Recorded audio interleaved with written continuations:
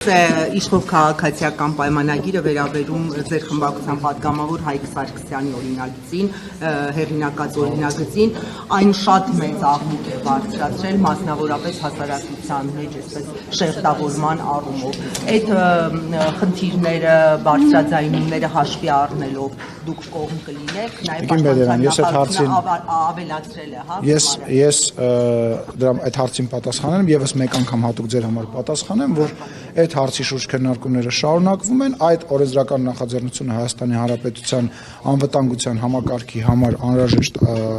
օրենսդրական նախաձեռնություն է, կառավարությունը տվել է դրական եզրակացություն եւ քննարկումները մեր մոտ շարունակվում են եւ շարունակվելու են եւ կարծում եմ, որ մեր երկրի անվտանգության համար պարոն Սարգսյանի օրենսդրական նախաձեռնությունը անհրաժեշտություն է, բայց դրա մասին խոսել եմ։ Իսկ ընտրություններից առաջ օրինակ հասարակությունը ինչպես կվերաբերի ձեր այդ քայլին, որ սա ինչպես տարբեր փորձեր։ Ես չգիտեմ, օրինակ ընտրություններից առաջ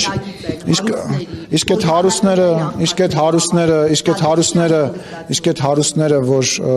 բանակից փողով իրենց երեխաներին ազատում էին, իսկ այն մարդիկ, ովքեր որ գնում էին ծառայում են, օրինակ ես չնայած էլի ասում հարուստ լինելով հանդերձ հարուստ ընտանիքից, ապահոված լավ հարուստ չասեմ, ապահոված ընտանիքից լինելով հանդերձ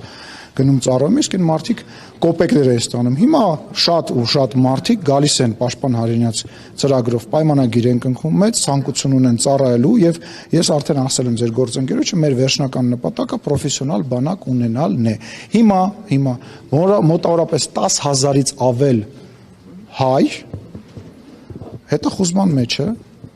որովհետեւ տեսեք, ընդհանուր առմամբ մոտավորապես կարող է լինի 12-13 հազար հետախուզող, դրանցից 10-11 հազարը, 10-ից 11 հազարը բանակից խուսափելու համար հետախուզվող մարդիկ են։ Ճիշտ է, Facebook-ում դոշ ծեծելու համար բոլորը բան են, առաջինն են, բայց իսկ ո՞նց կվերաբերվի Հայաստանի Հանրապետության քաղաքացին, հենա նորից հարց էին հնչեցնում, եթե ընտրություններից մի ամիս առաջ մենք պոստում կանգնող մարդ չունենանք։ Պարոն Սիմոնյան, պարոն Հայկ Սարգսյանը կարծում է, որ Ես այդ հարցին տիկին Բեդերյան, ներողություն, տիկին Բեդերյան, չէ, չեմ ուզում լսեմ ես այդ, չէ, ես չեմ պատասխանի ձեր հարցին, որովհետև ես արդեն այդ հարցի հետ կապված խոսել եմ, պարոն Հայկ Սարգսյանի հետ կապված, դիմեք պարոն Հայկ Սարգսյանին, այլ հարցեր կա։ Շարունակվում է, պարոն Սիմոնյան, չի անհանգստացվում, ես դա։ Նախորդ շաբաթ մի աննախադեպ։ Այդ որ դու ասում եմ չեմ պատասխան, ես թվում է որ հարցը տվիր պատասխանելու եմ։ Մի աննախադեպ երևույթի ականատես եղանք, երբ ազգային ժողովի նախագահը գնաց մի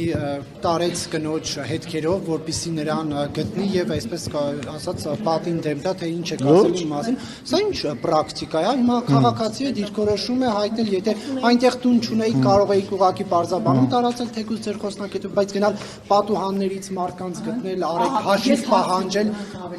Վերջացրեցի։ Հարցը հավելման կարիք չկա։ Վերջացնեմ էլի, պատասխանեմ, չէ։ Հետո կհարցնես։ Տեսեք, նախ այդ կինը ես իր հետ շատ լավ հարաբերություններ ունեմ այլևս, մենք շատ լավ հայո ընկերացել ենք եւ պետք է ասեմ, որ այո, սրանից հետո յուրաքանչյուր այն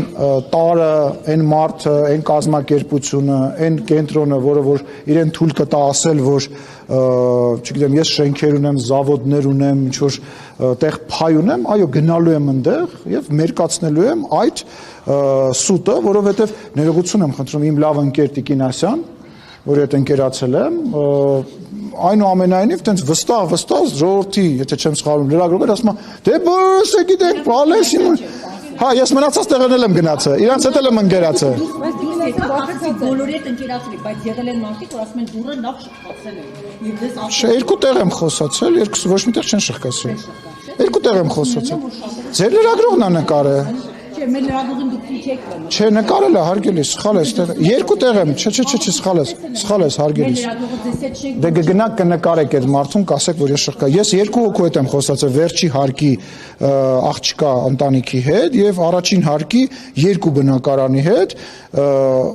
նախ մեկը որ պատոհաններ, մյուսը որ Տիկին Ասյանն էր, իրանց հետ եմ խոսել, մնացած որևիցե մեկը դուրը չեմ բացել։ Ասում ընկերացել ենք հիմա, ինչ եք ուզում։ Ամեն դեպքում ձեր մուտքը Չէ, ասեց բա, ոչ, հրավիրեցին ներս, խոսեցինք, բողոքեցին, ինչից որ դժգոհ են, ես իրանց լսեցի, բացատրեցի, նաև հիմա կապի մեջ են գտնվում։ Ժողովուրդ մի մտեք էլի իմ ու ժողովրդի հարաբերությունների մեջ։ Ես մեր ժողովրդի հետ լավ եմ, ես մեր ժողովրդին սիրում եմ։ Բոլոր նման հայտարարությունները գնալով։ Դե գիտեք ոնց, կախված է, տեսեք որ լրատվամիջոցը գրեր, ուղղակի դատի կտայ։ Բայց երբ որ ինչ-որ քաղաքացիներ բարեխղճորեն տենց մոլորության մեջ են գտնվում եւ մտածում են, որ նման բան կա, ես պարտավոր եմ գնալ։ Դա իմ պարտականությունն է։ Ես պատգամավորական մանդատ ունեցող կենտրոնի բնակիչ պատգամավոր եմ։ Պետք է գնամ այդ մարդկանց մոտ, ներկայանամ, եթե իրանք բան ունեն ինձ ասեն։ Ինչով։ Լսեք, աուսարսափ չկասում այդ մարդ, ես առանց որևիցե մեկի մտել եմ այդ մարդկանց տուն, իրանք ինձ սուրճ են առաջարկել, ընկերություն են կանում, հիմա հերիքա նախանձությամբ վերաբերվեք, դուք նախանձում եք մարդկանց հետ իմ շփվելու ունակությանը, վերջ, ասեցի, մարդկանց հետ շփվելու ունակությանը, ասեցի, ինչի պետք է։ Չէ, դուք անվտանգություն չունեք։ Մեր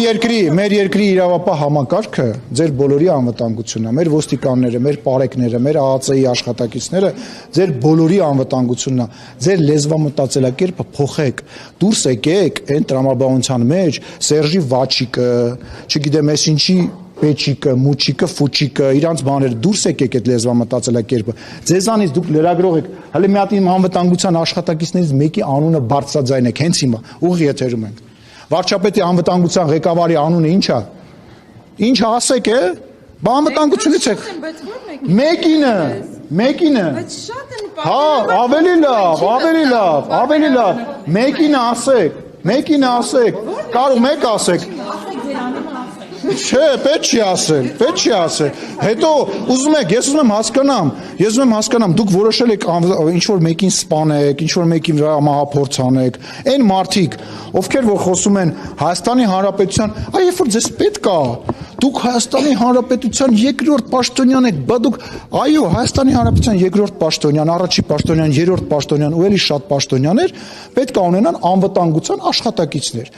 Փորձում են ինչ-որ լրագրողներ նույնիսկ կան, իրենց լրագրող գողական բազարի մեջ են ինձ փորձում։ Բա որ մի օր ես իմ արձակուրդի ժամանակ նստում եմ ինքնաթիռ մենակով գնում եմ ինչ-որտեղ հանգստանում, հայերի հետ շփվում, բա որ մի օր ես այդ բազարների մեջ, կներեք որ սենց եմ ասում, ինձ մի ներքաշեք։ Հայաստանի Հանրապետությունում մի ազգային ժողովի նախագահ սպանվել է, գնդակահարվել է լրագրողների բեյջ ունեցող մարդկանց կողմից, մի ազգային ժողովի նախագահին փորձել են սպանել, չի մահացել, եկել ասում եք դուք անվտանգության երկուսը, ուզում հասկանամ,